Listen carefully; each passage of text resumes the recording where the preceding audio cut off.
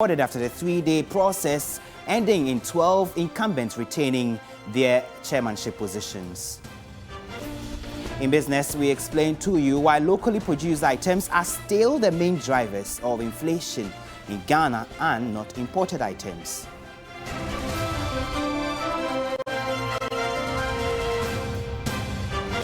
And elsewhere in the sub-region, former Nigerian Vice President Atiku Abubakar elected candidate of the opposition People's Democratic Party for the 2023 presidential election.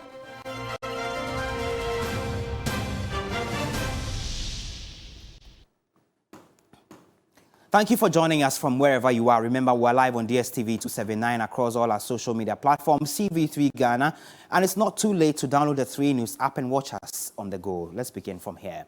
Now, no major shocks were recorded in the new Patriotic Party's Delegates Conference over the 3-day process over the weekend, with many as 12 incumbent chairmen retaining their seats amidst some pockets of chaos in some regions. In the northern region, police were forced to release some delegates who were earlier arrested following protests by party folk there. Here is a wrap of some of the highlights of a week-long delegates conference. In the look ahead, the talk centered on key regions, the Ashanti, the Bono and Greater Accra regions. Election watchers and researchers were split on the outcomes, especially in the NPP stronghold, the Ashanti region.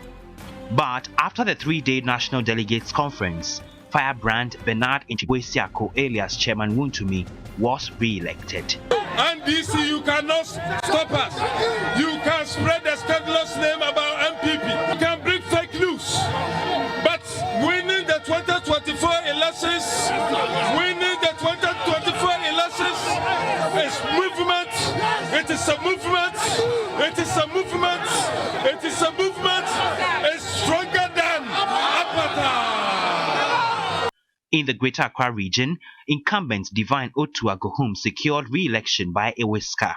I think that myself and my executive, we are very fortunate to have gone through this way. Almost 8 of us have been able to cross, and so therefore I believe that it's an opportunity for us to go and do better than we did. How many seats are you targeting the Greater Accra going for? In 2016, we were able to win 21 seats. It simply tells you that winning 21 seats is possible. And in 2016, though we won 21 seats, we couldn't win a seat like Amasama. During my term, we were able to win Amasama. If we should add that to it, then it simply means that in this region we can win 22 seats easily. Controversial Bono Regional Chair Kwame Bafo, popularly known as Abronia DC, was retained in a hugely contentious election in which the Electoral Commission declared the incumbent winner after counting all ballots in 9 out of 12 constituencies due to an injunction on 3 others, namely Doma Central, German South and Sunya East. The party's election committee declared him winner after adding what it put together in the 3 injuncted constituencies. For 74-year-old retired Saudi Arabian University lecturer Sambaye Kamere, his re-election is a second chance to right the wrongs of his previous term. I've done well in my first 4 years, and the people seem to accept largely, at least 60-70% of what I have done. And so I expected them to vote for me again, and they have. You haven't got yours today, but there is always a tomorrow. So don't turn your back on the party just because you didn't get what you wanted today. In a northern region, spontaneous demonstration by angry party supporters forced police to release 6 delegates who were arrested on voting day on bail. Superintendent Bernard Baba Ananga says the 6 were granted bail for investigations to continue. We are granting them bail so that we'll continue the process. You know, it's a weekend. They were arrested on Friday. The 48 hours would have been tomorrow, Sunday. Still, we won't have the opportunity to arraign them before court. So the only avenue available for us to do is to grant them bail and then go ahead with our investigations. When we conclude, we can charge them and arraign them before. After the 3-day exercise, 12 incumbent regional chairmen were retained. Incumbent chairmen in the Bono East and Western North regions could not maintain their positions, while in the Eastern region, the sitting regional secretary, Jeffrey Kuneduado, won the chairmanship contest. So that's a wrap of events over the 3 days over the weekend on the NPP front, and there's been a lot of talking points arising from all of what has been happening over the weekend. Dr. Smart Sarpong is a senior research fellow, Kumasi Technical University. You recall, sometime last week we brought you some, research findings that he had conducted, which puts Chairman Wontumi in a lead in the Ashanti region. Thank you for joining us, Doc. So clearly your predictions came to pass in the Ashanti region, but how crucial in terms of the win margin was that for the NPP in the region and going forward their ambitions for 2024? Great. Good afternoon, Komla, and your cherished viewers. We bring you greetings from Kumasi, and thank you for having me this afternoon. Komla, the regional elections here in Ashanti was a little, if I can say, tricky, because whilst in the media, people were sharing views in favor of one of the candidates, the research findings I led and shared with the media last week was directly in the opposite. So I personally received a lot of bashing from the media space. Some people who did not understand the concepts and ethics of research felt that this is a product of a cooked assignment. But I mean, the reality is that we can learn from the things that researchers put across. We may not have to take it entirely the way it is, but at least we don't have to also discredit and throw it away along with all its analysis. In fact, I added a certain cluster analysis I thought was going to lead the discussion so that aspirants would see their performance in the various clusters in Ashanti and work towards it. But I mean, as it was unexpected, they rather took to insulting and discrediting it and all those things. So yes, okay, it came up on Saturday, and the reality is what you have shared with your viewers. And the look ahead to 2024 then, if what you did for the regional elections specific to the Ashanti region is anything to go by, what is the look ahead from the work you've been doing again, 2024? Yeah, so the research bit I shared with the media is part of a comprehensive work I was doing. In fact, I followed on the slogan called Breaking the Eight, and I was trying to find out whether the region is ready to break the eight. Of course, due to the fact that this region appears to be the stronghold of the NPP. So it was a broader exercise I undertook. And one big information I have for you this afternoon and your listeners and viewers and the NPP people is that 73% of delegates in Ashanti region believes NPP can break the eight. 73. That means that about 26% do not believe that the NPP can break the eight. And I think it's the first assignment for all elected regional executives to make sure if the slogan is going to, they really mean it, they have to first try and bring up every delegate, and this one are delegates. They have to go and influence the people at the base. Right. So if they don't believe in breaking the eight, then the entire slogan would have to be relooked at. So that is the information we have for them. If they would take the research output serious, it is on the grounds that 26% of their own delegates do not believe in breaking the eight. And I think that's the first assignment for them. They have to bring them up to the level of believing so they can work towards what they believe in. Right. Then I guess that's a lot of work for them in the region then. But some have said, for example, some of these regions, talk of the Greater Accra region, the Bono region, even the Ashanti region itself, over the last election, the number of votes margin has dropped, even though the NPP still won in the region. How is that playing out versus what the delegates did over the weekend by retaining the chairman who superintended over the last drop in votes, in the region? Yeah, I have some recommendations I'll be sharing with them and the media later. But one of them, which points to their performance, was to do with arrival of logistics for elections very late. They think that in addition to imposition of candidates, in addition to negative campaign by some of their own persons who lost primaries, the preaching of skirt and blouse and those things that led to the loss in votes, they think the party headquarters should be on time in releasing of logistics for elections. They say it comes sometimes 2 days to election or 1 day to election, and they think the party headquarters thinks that Ghana is just like Kumasi and Accra, where in 30 minutes you can tour your whole constituency. They forget that in many of the hinterland constituencies, you may have to travel long distances to reach some ends of the house. So they have, in summary, blamed the performance largely on some things that goes beyond the person of the regional chairman. Okay. And yes, and they think retaining him and then rather working on those related matters would help them in breaking the eight. Thank you very much, Dr. Smart Sarpong there. He is a senior research fellow at the Kumasi Technical University. They're helping us. Subsequently, we'll get back to him for a lot more broad-based analysis on all that's been developing in the camp of the NPP. But just a highlight of some of the constituencies or the regions, rather, that had their chairman retained. So, of course, we know the Ashanti region, Bernard Mpibo Sako, Chairman Wontumi, was retained. There's also the Greater Accra region, which we'll show you in a short time. So there you have it. Divine Otu Agohum secured some 332 votes as opposed to 330. Let me just bring you back, 332. So if you look at 332 and then 326, just a few votes in terms of the gap between the two. So it was a close shave.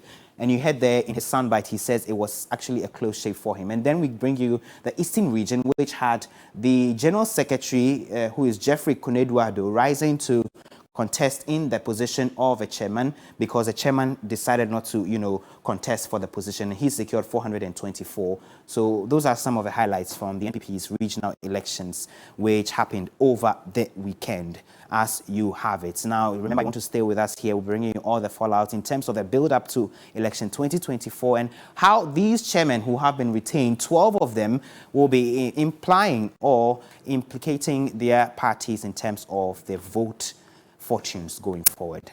Let's head to the northern region now. We're crossing over to speak to our colleague Christopher Marco because there's some suspicion and agitation among party faithful in the region over a supposed audio which has gone viral in which an executive of the NPP in the region is heard speaking about COVID-19 funds and how the disbursements were made to party people for the 2020 electioneering campaign.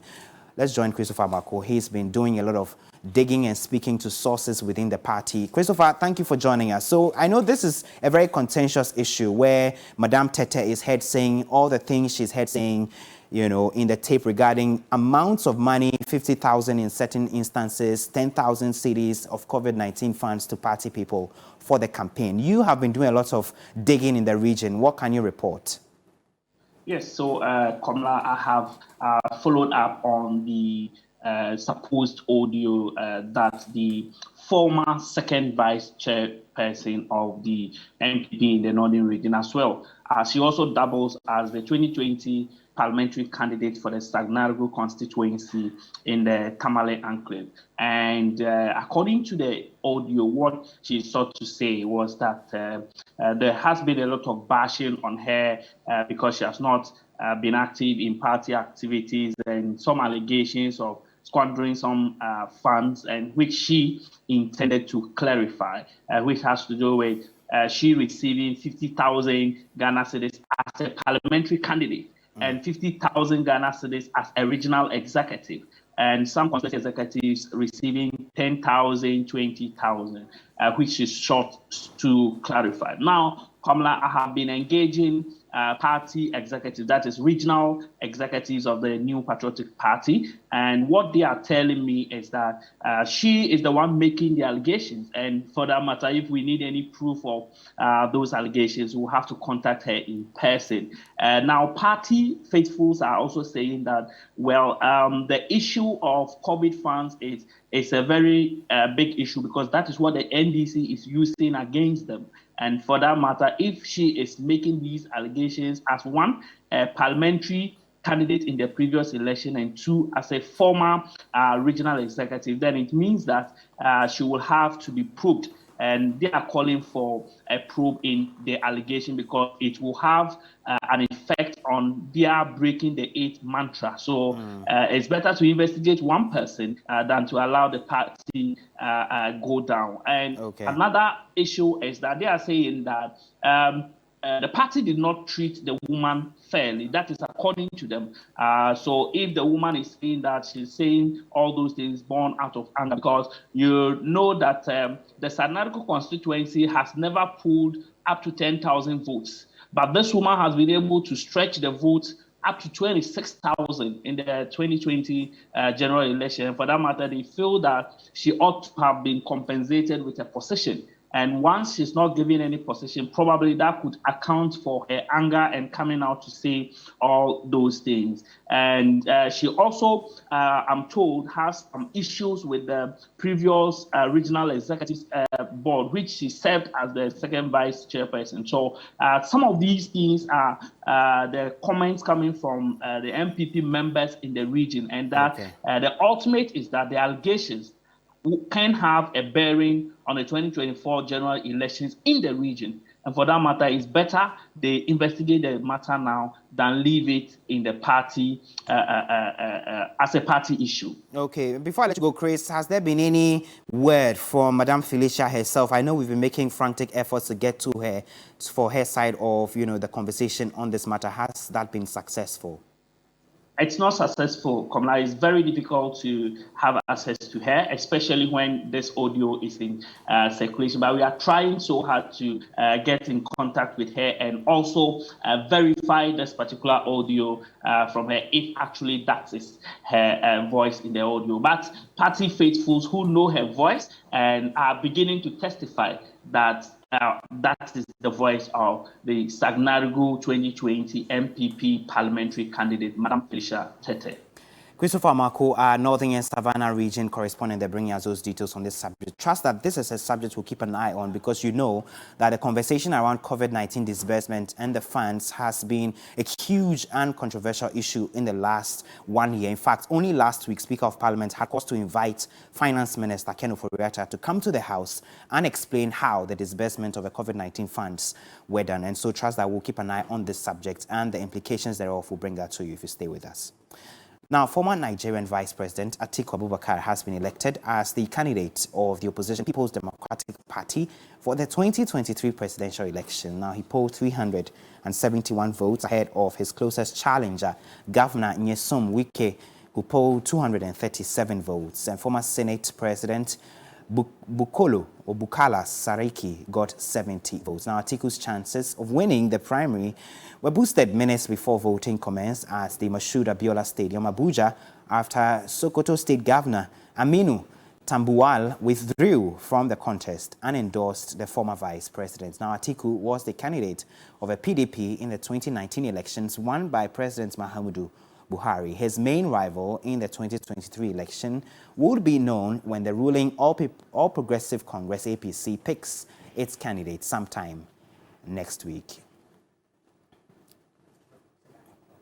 Now, Dr. Chukwuemeka Eze is Executive Director, West African Network for Peace Building. He's joining us for a conversation.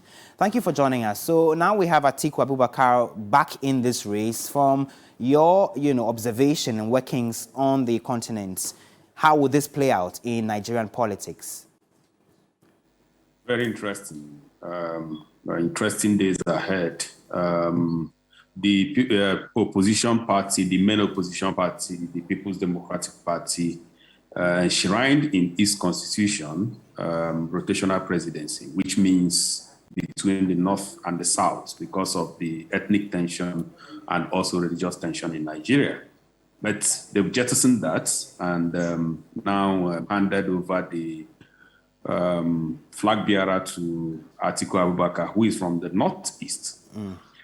I do not know how APC will respond to that, but that is going to be interesting because as far as the APC is concerned, President Buhari have done 8 years and probably APC might allow the South to take a bite this time around. However, there are also some northern candidates who have picked their form. Few of them have picked their form from the All Progressive Congress. So I wouldn't know how APC will respond to that. But however APC respond, however they decide to choose their running mates, And however they decide to share the remaining power, that will determine also how the electorate will vote. Fascinating. I know in Nigeria there's been a lot of contention about even the age of a President Muhammadu Buhari, for example, and some of his ministers of state. The youth have been calling for inclusion in governance of a country. We know Atiku is 74 years and over. How then would the youth be receiving this? Well, always, if you listen to former Vice President Atiku, he said this is a context and a competition. And if the youth want, they can also come into the ring.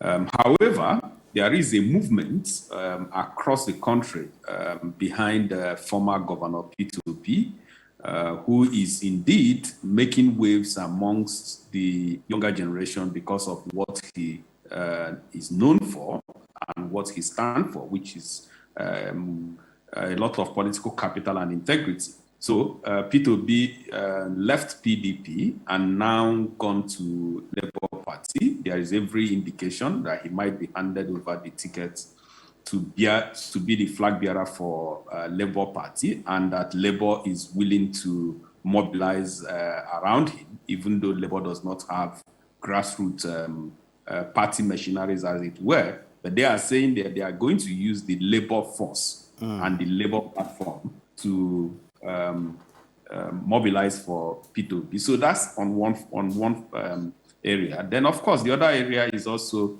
that the main opposition party have not leveraged on APC's perceived bad governance to also articulate what they want to do. In fact, I can assure you that before they heal the wounds coming out of this primaries, it will already have taken a toll on them and their own ambition on taking over power from the APC. Before I let you go, we know that there's heightened insecurity in parts of Nigeria. Issue of kidnapping is still on the front burner. There's also that particular matter about farmer-header clashes. How will these, influence voter choices come next year? I know you've been doing a lot of work, on the sub-region, observing these trends and happenings. Well, again, it will depend on the mantra that either the ruling party or the opposition comes with. When APC took over power from PDP, the mantra was the mantra of change. And they also came with Buhari, who is adjudged to have integrity and who was going to fight corruption. So I don't know the mantra they will come with. My own concern is that the opposition political party have not actually articulated very well how they want to rise to power from the ruling party. And especially that a lot of people have argued that the ruling party have not lived up to expectation. But the voice of the opposition is very low at this moment. So at the end of the day, my hunch is that a lot of Nigerian citizens will vote individuals rather than political parties. Thank you very much. Dr. Chukwuemeka Eze is Executive Director of the West Africa Network for Peace Building, one up there, helping us with the conversation about our neighbors, Nigeria there. Now, Minority Chief Whip Muntaka Mubarak has expressed worry the second meeting of the House, which is supposed to be an oversight one, has so far started on a slow note. He says out of the 63 bills expected to be taken in the meeting, none has been brought to the House for consideration. He spoke to my colleague Evelyn Tingma. The second meeting, which is the May to July, it usually doesn't have ceremonial things, apart from probably the mid-year review, which doesn't take really much. It's an opportunity for us to do a lot of things that we want to do to strengthen this house. You approved budget since December. It's been 6 months now. Can you do review? Can you begin to see what they've been able to do? What actions have they taken that is wrong? Can you correct them? Can you try to get them to be straight? This is the time. So I always call the second meeting as the meeting of oversight. Can we use this to play a very effective oversight? Because the third meeting is dominated by budget. But so far, when I look at the agenda and how we've started, I'm wondering whether anything significant is going to change. Because those in government, business as usual, you have questions, ministers are not there. You have business for the ministers, they are not there. They want other ministers to even lay papers for them. When you say, hey, no, let's allow that, oh, why are you being difficult? I mean, this is just simply laying. Simple laying. But the minister himself is a member of parliament. He is supposed to even be in the house. I've seen that some loans, they're preparing to come with loans. Look at how loans are virtually breaking our necks. They are still coming with some more loans.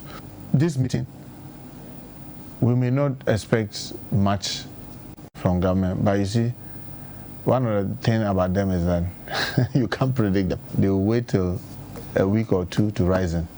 Now they start coming to this house with a certificate of urgency. We've started, not much has been done. Let's see after the regional elections whether they will take the work that we are doing here very seriously to bring serious business that way neighbor. Because I know there's about 63 or so bills, but they have not even featured one for us to start even thinking what's going to happen to it. And you see, the sad thing about this house is that the standing orders is structured so that those in government virtually lead the government business. We have some private motions, and you can see that even today, the business statement, we are pushing for many of them to be listed, possibly next week, to see whether we can take them. To some other stories, our minority leader Haruna Idrisu has described late former President John Evans Atta Mills as an unparalleled manager of Ghana's economy in the Fourth Republic. He was speaking at the first regional sector commemorative lecture of a John Evans Atta Mills heritage in Tamale. An academic, astute politician, how I wish that Uncle Dr. Charles Abure got an opportunity to speak well on mills and taxation. I can see us compelling him within the constraints of time not to do justice to the topic, but at least unparalleled Professor J.E.A. Mills. Inflation at single digit, consistent for the period that he lived, has never ever happened since his demise. Ghana has never, unparalleled levels, achieved consistent and highest growth to its GDP, more than the 14.1% which was achieved in 2011. Unparalleled levels. His contribution to the growth and development of a country remains unparalleled. At least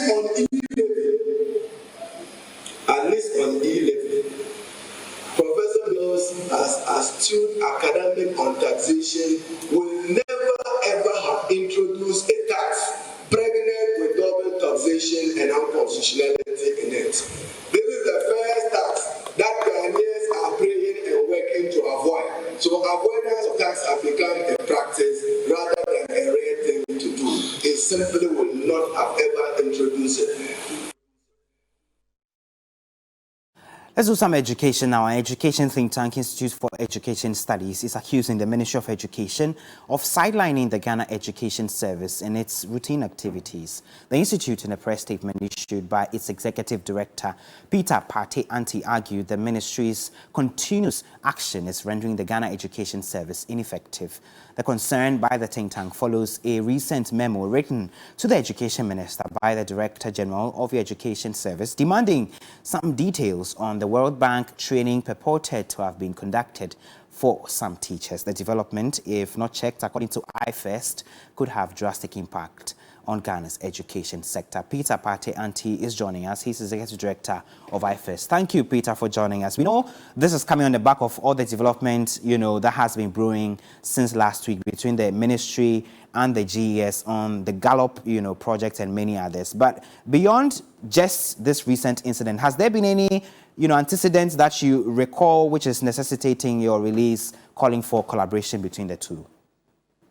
Thank you very much, and good afternoon to your viewers. Yes, there's been a series of incidents at in the education front that suggests that the Ministry of Education, consciously or unconsciously, is sidelining the Ghana Education Service in its activities, and this is very important. If you, all those who watch the education sector, would agree with me that there's been series of implementation challenges of some specific policies and programs of the ministry for some period of time now. typical example is the implementation of the National Standardized Test, which documents available suggested that the Ghana Education Service was not in favor of the mode and the format that the exams were supposed to be taken, because this was supposed to be a school-based diagnostic test, but then at the end of the day, the ministry decided to make it an external kind of examination for WAEC to come and handle. At the same time, we have issues with the school calendar. We are all aware that the Minister of Education announced that for the first time, they are having a committee that would produce a stable calendar, academic calendar for a period of time. But then the result of this kind of academic calendar is glaring. All of us know what has been happening since these calendar issues came up. We also have issues with the a plan to recruit heads for senior high schools. I mean, the STEM schools that are being built. And this issue was raised by NAGRAT, and the deputy minister came out forcefully to deny it. But there are documents available to the fact that there were plans to do that. And the Ministry of Education was planning to recruit headmasters for the newly STEM built schools, which is not their mandate. If you look at the mandate of the Ghana Education Service, they are responsible for the personnel of the Education Service. So these are the issues that we have seen, and it follows this trend. And the last I seen on the cake is what has happened with the World Bank, with the training of the teachers in ICT. And we know that there cannot be any training in this country in the Education Service for over 40,000 teachers, and the Director General of the Ghana Education Service will not be aware. It is outrageous. You can't have this happening. Okay. So these are series of incidences that we have seen. It's a trend that is developing. And we are saying that maybe unconsciously the ministry is not aware, but it is creating implementation problems for the education sector. And the earlier they look at it, the better it will be for all of us. Okay. Thank you, Peter Pate Anti. He's Executive Director of the Institute for Education Studies there, speaking to us. Now, the Ministry of Lands and Natural Resources has tasked the Lands Commission to immediately begin tracing all lands captured in the will of former Forestry Commission CEO Kwadwo Ewusu-Afriyie, popularly known as Sir John. The directive follows public uproar over ownership of state lands by some political figures for private gain.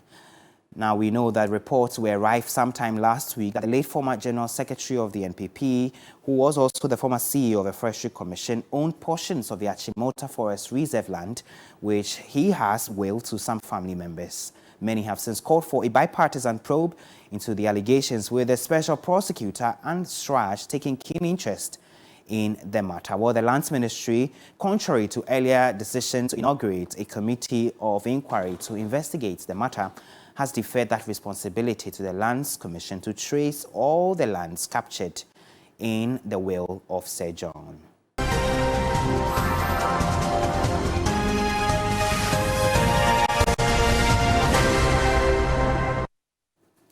You're welcome back. Thanks for staying with us. Let's do business now. Now, contrary to the perception that the current hikes in inflation is caused by imported products, data from the Ghana Statistical Service clearly shows that the increasing rate of inflation is largely homemade. My colleague Nanekia Mensah-Brampa has been studying the disaggregated data of the Statistical Service and explains why locally produced goods are rather the drivers of a rising rate of inflation. So let me tell you why locally produced goods are the main cause of inflation going up. This is information from the Ghana Statistical Service, and basically they look at some 307 items they use to determine the rate of inflation. Now, out of these 307 items, 99 of these items have the highest rate of inflation with price increases greater than the 23.6% national average. Now, if we take these 99 items to look at this pie chart, a breakdown of the 99 items, we're looking at local non-food and local food, as well as imported non-food and imported food. Let me begin with the local non-food. We are looking at a percentage of 17.2%, and for local food, 40.4%. Now, when you add these, both food and non-food locally produced items account for almost 58% of these 99 items that I mentioned earlier, with the highest rate of inflation. So these are the items driving inflation up. 58%. Now to imported items, imported non-food is at 25.3% and imported food also at 17.2%. When you add the non-food and the food, we are looking at some 42% there. So clearly, data from the Statistical Service shows that locally produced items are the main drivers of inflation from this chart we're looking at. And this point was forcefully made by the government statistician. Let's take a listen. Even if you are thinking about the impact of the Russian-Ukraine war on this component, it is secondary, it is not direct. Because once it's the Russian-Ukraine war, then it's either you look at the imported food or the imported non-food. And that is the first step of the impact of the Russian-Ukraine war. And this component also, that is if you put it together, that is the 25.3% for imported non-food and imported food 17.2%. You have in excess of 40%, which is also as impactful as the locally food items. But broadly from locally produced items perspective, that is either food or non-food, you have 40.4 plus 17.7, which is accounting for about 57% from a locally produced items. So this is the perspective from which we think policy should direct its attention. So the government statistician is asking for a consideration of these additional policy information when decisions are being taken, especially when it comes to the argument of whether or not imported items is the reason why inflation is up. Let's do something on the export of grains, shall we? Now, the business desk is picking some information that suggests better payment conditions is one of the main reasons why farmers are defying a government directive and are selling their grains to foreigners. Ghana has placed a ban on the export of maize and soy, but farmers continue to export, especially to Nigeria. The desk has been finding out more about this situation in the report filed by Nancy Vukania. The rising cost of food compelled government to place a ban on the export of maize and soya to ensure there is enough for consumers in Ghana. Now, food inflation for April stood at almost 27%. But the ban on the export of these grains is being disregarded. So we try to find out why. The main reason emerging is that the importers of the grains, especially from Nigeria, are offering better prices and better payment terms, while the local traders are offering to buy at cheaper prices and also to buy on credit. Our sources say that with the high cost of inputs and inadequate support from government, they have no choice than to sell to the importers, as this is the only way they can recoup their costs and make some profit. They argue that they're only being rational and that selling to Ghanaian traders only means they will produce at a loss. Nancy Vukania, TV3 News, Accra. You're likely to pay more for fuel when the next pricing window opens from Wednesday. Crude oil price has gone up marginally on the world market, selling around $116, while the cedi has suffered some depreciation in the past days, selling at 8 cedis at some points. These two factors are expected to push oil marketing companies to increase prices at the pump when the first pricing window for June opens. Still related to oil, watchers of the country's oil and gas industry think some of the social investment programs of the Ghana National Petroleum Corporation are being influenced by government. Civil society thinks the National Petroleum Company is spending too much on corporate social responsibility at the expense of key investment projects, and they believe government is to blame for some of the excesses. Eric Dafoe, a member of the Public Interest and Accountability Committee, therefore wants GNPC to reject some of the requests from government. If you look at the projects in which GNPC is investing, they are spread all over the country. Educational facilities, water and sanitation projects, etc., not limited to the oil enclave, but across the whole country. And some of these projects are social projects that are reserved for the government of Ghana to invest in, not a corporate entity like GNPC. If you are doing central government business when you should not be doing it, we don't know where the motivation is coming from. So a plea to GNPC is that they should just stay focused. If the pressure is coming from government, they should try and resist that pressure They submit their budgets to Parliament. Parliament also has a responsibility to critically look at the budget and make sure that resources that are to go into the petroleum sector are not being diverted into other social infrastructure.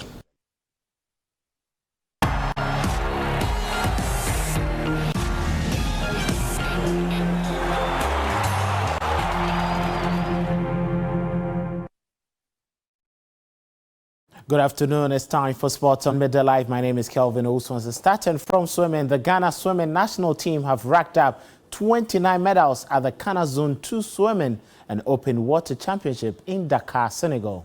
The team, consisting of 9 swimmers, ended the 3-day tournament with 5 gold, 10 silver and 14 bronze medals at the event. Winners included Talisman Abeku Jackson, who secured gold medals in the 50 meters and 100 meters butterfly, in addition to the 200 individual medleys. Now, the Forcing sisters, Nubia Ejay and Uniles Techi, also impressed with a couple of individual medals to their name.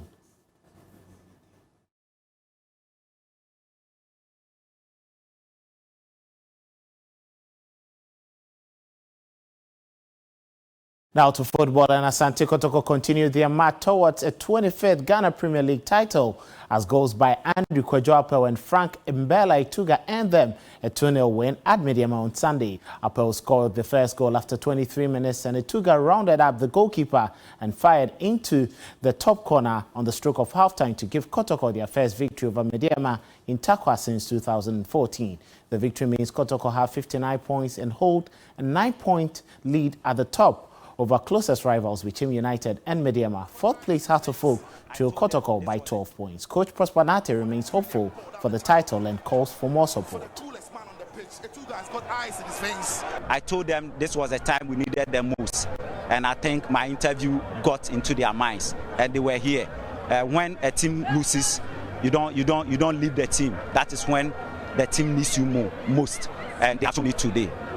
When we go to Obuasi, we want to see them more there to come and support us. And I think once we get this support, even though we don't have the numbers in terms of players, we have only 20 players now, I think we can manage them and they can get the job done. Now to club football in the continent, and Egyptian giant Al Ahly meet Wydad Casablanca of Morocco in the final of the CAF Champions League this evening at the Stade Mohammed V Stadium. The Reds are looking to win the Champions League for a record 3 times in a row with their South African coach Pitso Mosimane. If they achieve the feat, it also becomes a record extending 11th time for them.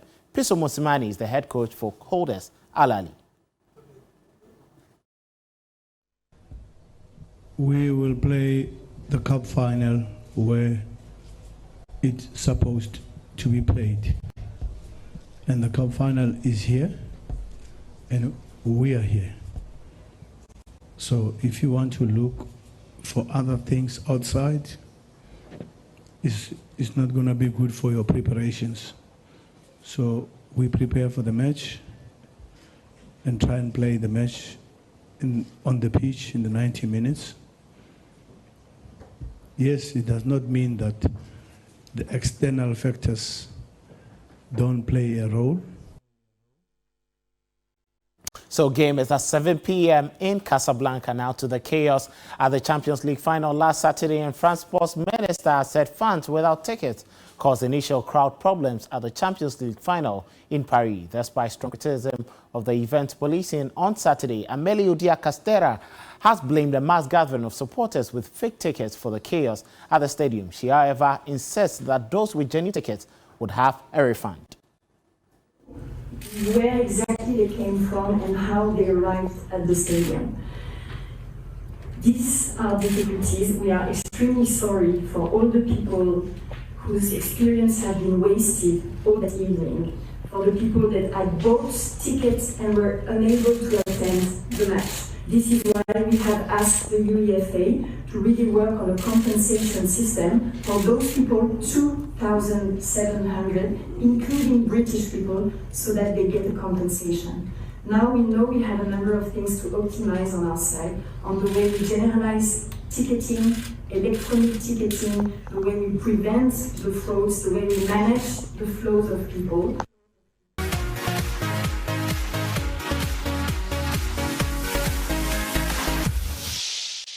Now, away from that, Club Onyx, a nightclub owned by a Ghanaian musician and talent manager D Black, was in the news some weeks back for using electricity illegally.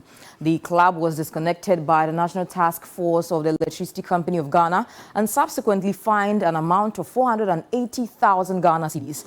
The latest is that new meters have been installed at the facility. Come to install new meters, so fresh and newly installed meters at D Black's Club Onyx. So that is the latest. The gentleman was disconnected for using electricity illegally, and so I think this is some good news.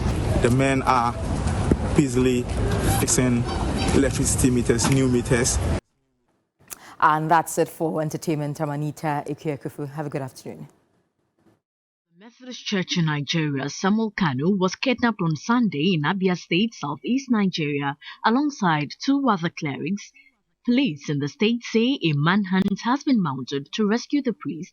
In Nigeria, the Methodist Church is one of the established evangelical churches. Separatist groups have been active in the southeast region, where they have been agitating for a breakaway state from Nigeria. Recently, a local MP was kidnapped by unknown gunmen. His headless body was found days later. A military couple was also beheaded as they traveled to the region to inform their relatives about their plans to wed. Separately, on Sunday morning, a young woman and her brother were abducted when gunmen invaded their residence near the capital Abuja. Their father was shot dead during the attack.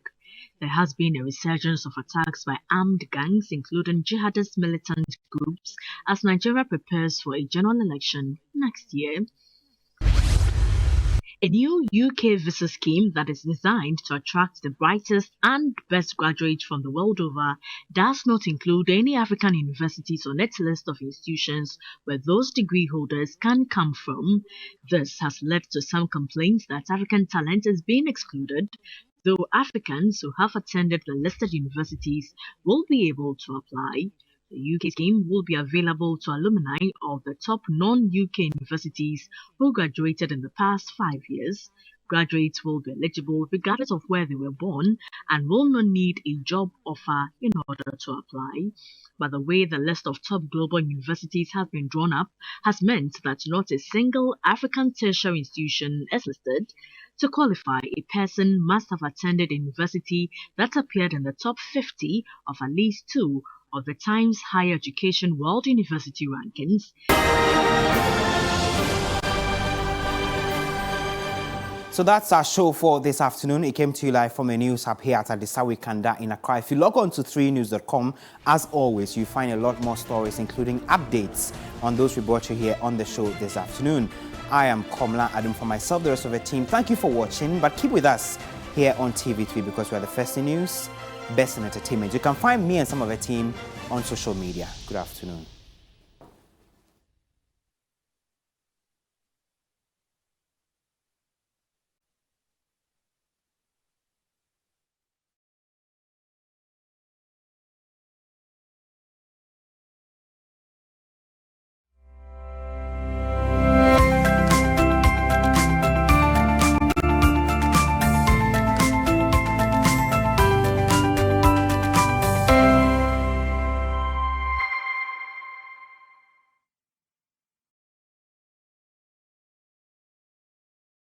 This program is rated PG. It contains scenes of brief nudity, mild violence, and strong language. Parental guidance is advised.